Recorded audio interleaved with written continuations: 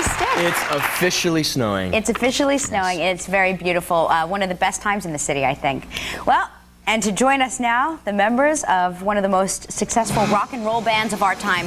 Please welcome the founding members of the rock group KISS, Gene Simmons and Paul Stanley.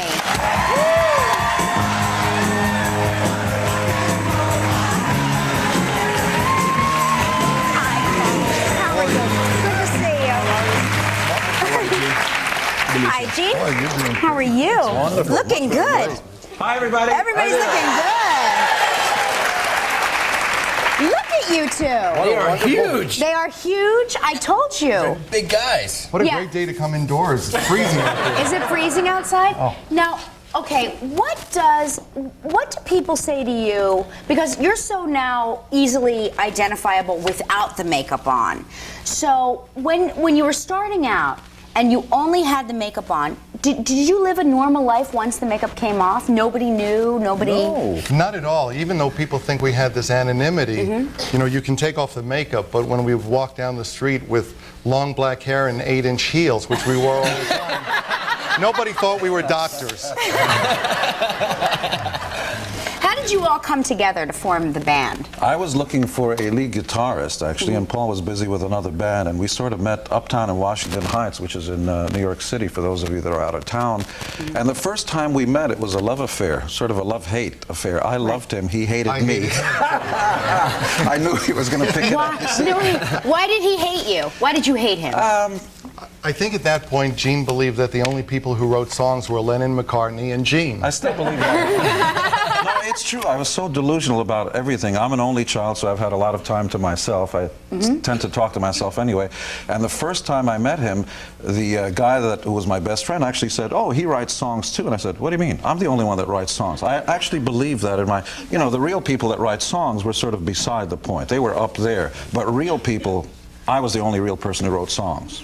But really, the thing that we shared in common was a great work ethic, and this really is a great American story, something that could only happen here. You know, the kids of immigrants who came here in one generation rise to the top because America is a place of opportunity where success like ours could only happen. We're really grateful to have grown up here. Well said. Well, you've got this great book here. We're going to take a look at some vintage photographs, and we're going to talk more with Gene and Paul when we come back. Don't go away.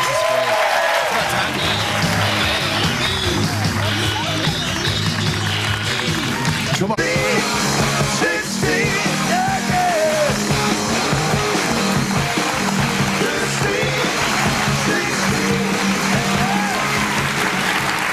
It's so great to see these clips. I mean, but it's also very timeless. I mean, you've never been out of the limelight, and this book is sort of a proof of that. We've got some great photos here.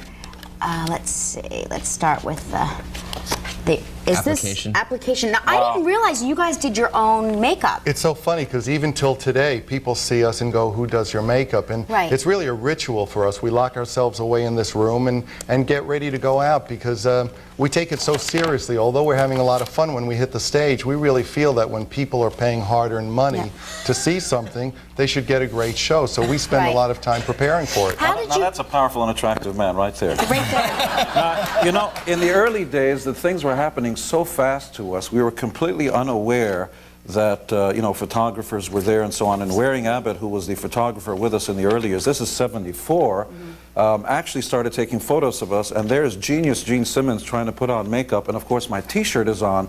I had forgotten to take it off. So of course, when I took it off, the makeup got smeared and I had to put it all back on again. It had to be quite a learning process with the makeup also. I mean, did you ever go out there in the early years and just go, okay, this doesn't work. I shouldn't wear, There's no book written on putting on KISS makeup, in case any of you are wondering.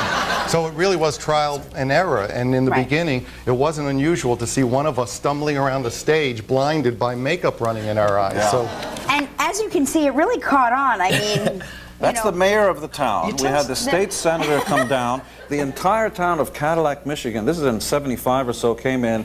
The kids, KISS Boulevard, the entire town came out. It was like KISS in Wonderland. Why did everybody dress up like KISS? the way it came about was there was a high school football team in Cadillac, Michigan, who was very talented at losing every game. So what they did is they brought in KISS music to rev them up for the game and also name each play after a KISS song. And lo and behold, they won the statewide championship and asked us to come to town and decreed KISS Day. Yeah, and everybody in the town was in makeup. The whole town. The mayor, is in KISS makeup. senators, children. Now, you know the children must have been wondering, what's Bozo doing here, you know? But I actually remember that because the kids were having a very, very important conversation. How do you put the makeup on? Does mine look real? And I'm trying to have a grown-up conversation with somebody who just learned how to wipe. Right, You know, it's like, exactly. Well, I've got to tell you, it's a beautiful book, really well done, and it's perfect just in time for the holidays even. And you think you're the only ones around here so special, huh, with your fancy makeup? Yeah. I can be Gene Simmons too. I'm gonna be Paul.